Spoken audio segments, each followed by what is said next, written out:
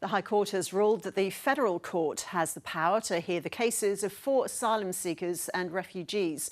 They're claiming damages for poor healthcare in offshore detention.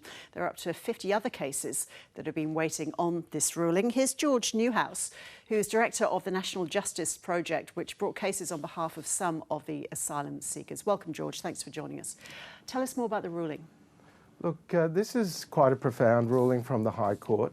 The federal government had argued at every stage that the federal court did not have the power to, and the jurisdiction to hear these cases.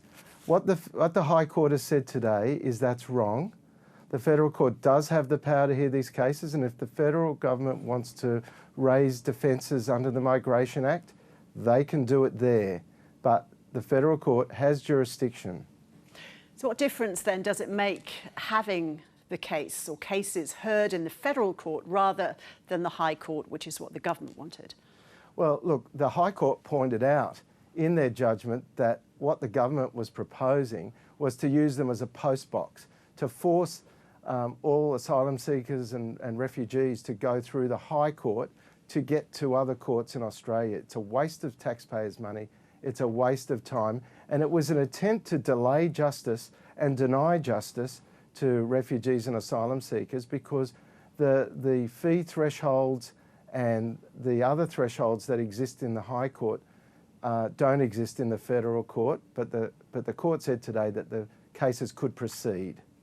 Is the government likely to appeal this ruling? Well, there's nowhere to appeal from the High Court, so they're stuck with this decision.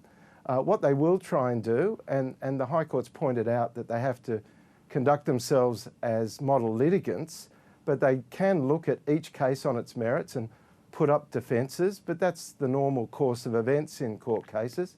As a respondent, the government can put up all sorts of defences. So you're now going to take these cases to the federal court, are you? And what damages are the asylum seekers and refugees claiming?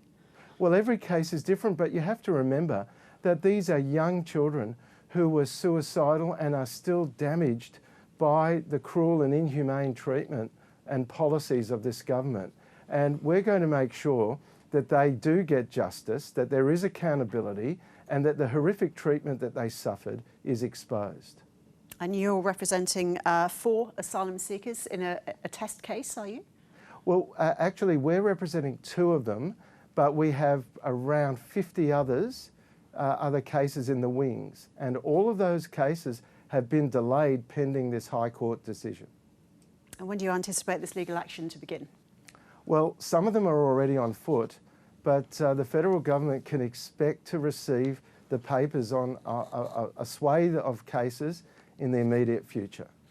George Newhouse, thank you. Thank you.